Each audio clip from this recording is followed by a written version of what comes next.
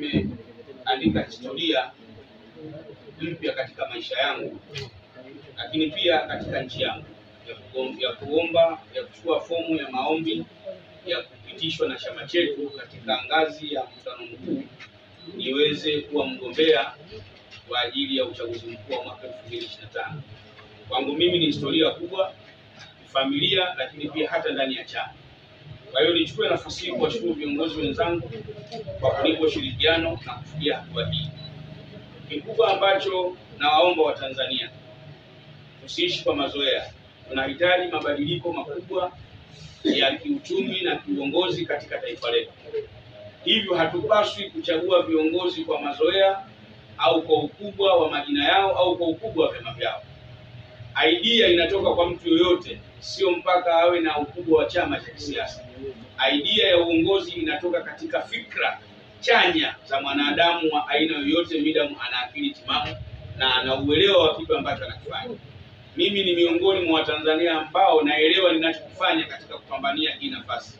Na waahidi wa Tanzania, endapo nitapitishwa na chama tarehe 10 mwezi wa 4 na kuwa mgombea rasmi na kwenda kupambana ili kuweza kupata nafasi ya uongozi wa juu kabisa katika taifa letu la Tanzania, ili tuweze kwenda kubadilisha maisha na mifumo ya Watanzania.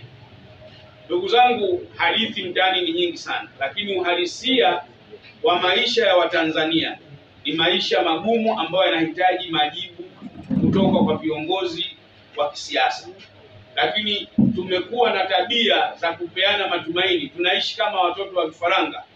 Watoto wanataka kunyonya, huku anamwambia mwanawe utanyonya kesho. Mwisho wa siku naye amekuwa mama, naye anazaa hali ya kuwa hajai kunyonya. Tunakwenda kuibadilisha nchi kiuchumi. Tunakwenda kuibadilisha nchi katika mitazamo ya kimaendeleo. Tunakwenda kuibadilisha nchi katika mifumo mbalimbali. Ukisoma vipaumbele vyangu ambavyo nimevitoa mkoani Morogoro tarehe 14, endapo nitakuwa rais, basi utaona ni namna gani nimekuja na mifumo ya kwenda kuitibu nchi. Nimekuja na kipaumbele cha kwanza cha ajira ambayo ni tatizo kubwa katika taifa letu. Nimekuja na kipaumbele cha elimu. Kama nitakuwa rais wa nchi hii, tunakwenda kuboresha mifumo ya elimu ambayo Mtanzania akiipata anakwenda kuingia katika soko la ajira na anakwenda kumudu maisha yake. Lakini nimekuja kipaumbele cha tatu, mifugo, kilimo na ufugaji. Ukifanya tathmini, ufugaji na kilimo ndio eneo limetoa ajira kubwa zaidi kuliko kitengo chochote katika nchi yetu. Asilimia zaidi ya 85 kwa mujibu wa utafiti wameajiriwa na sekta ya kilimo. Lakini bado serikali haijaweka kipaumbele cha kuhakikisha kwamba kilimo kinakwenda kumsaidia Mtanzania katika maisha yake ya kawaida.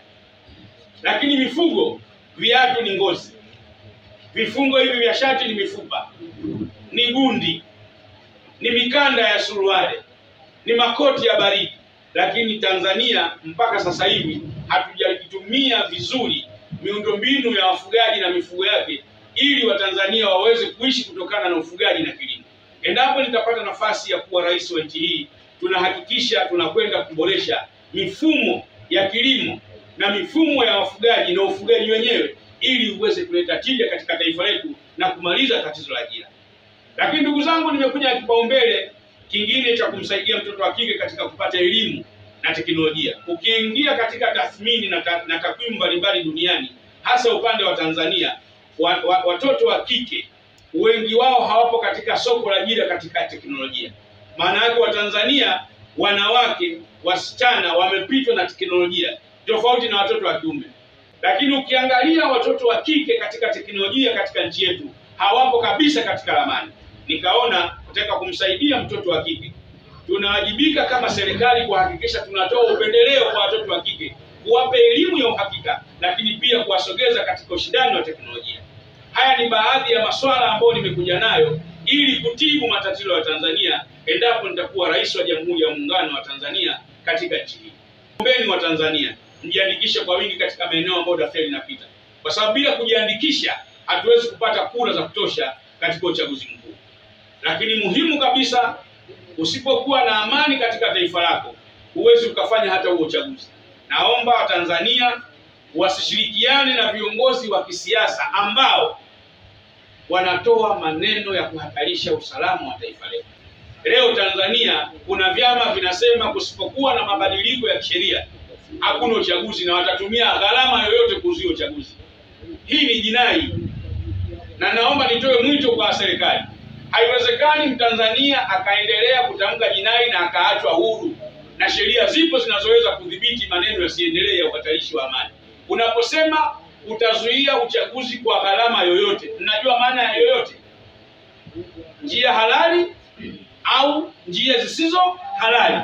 Kwa nini bado mtu anayetangaza jinai Tanzania anabembelezwa? Mwisho wa siku nchi inaingia kwenye machafuko, tunashindwa kutibu vidonda vidogo vidogo, tutakuja kupambana kutibu vidonda makubwa ambayo yatakuwa hayana msaada kwa wakati huo. Kwa wito wangu kwa serikali, vyama vya siasa vimesajiliwa kwa mujibu wa sheria, havijatoka mbinguni, na wakati vinasajiliwa kuna sheria vimeelekezwa vifuate ili viwe vyama vya siasa.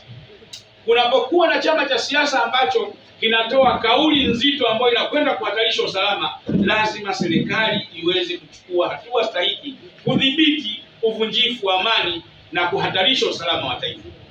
Zoezi ambalo nitalianza kesho na ndani ya wiki inshallah, kwa sababu haijatajwa mikoa mingapi, natakiwa upate wadhamini nchi nzima. Maana yake ukienda pale Msomo ukapata kidogo, Lushoto wapi wanapata 250 wadhamini, wanaweza wakasaidia na mimi kupata uteuzi katika mkutano mkuu wa mwezi wa 4 tarehe 10. Katibu mkuu wetu wa chama taifa amejitokeza kutia nia ya kugombea nafasi hii kubwa katika taifa letu kwa mujibu wa kanuni ya chama. Mgombea wa chama nafasi yoyote ile atalazimika kuchukua fomu ya kugombea nafasi yake siku 14 kabla ya mkutano mkuu maalum wa kumpitisha rasmi kuwa mgombea. Kwa mujibu wa kanuni hiyo ya chama, leo tunamkabidhi fomu hiyo kwa ajili ya taratibu nyingine za kiuchaguzi zitakazoendelea.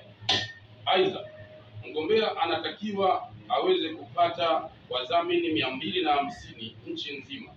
Hivyo tunafahamu kuwa ana kazi kubwa ya kufanya, lakini pia chama kina vikao vitakavyofanya mapitio ya fomu hizo. Tarehe 8 mwezi wa 4 mwaka 2025 kamati kuu ya chama taifa itakaa kupitia hizo taratibu. Tarehe 9 ya mwezi wa 4 mwaka 2025 halmashauri kuu itakaa kama ulivyo utaratibu wa kikatiba. Lakini tarehe 10 ya mwezi wa 4 mwaka 2025 mkutano mkuu maalum wa chama taifa utafanyika kwa ajili ya uchaguzi huu. Hivyo basi tunamtakia kila laheri mgombea wetu katika mchakato mzima wa uchaguzi, na ukizingatia jiografia ya nchi yetu katika kuenenda kuhakikisha taratibu zinakamilika, hususani jambo kubwa la kutafuta wadhamini.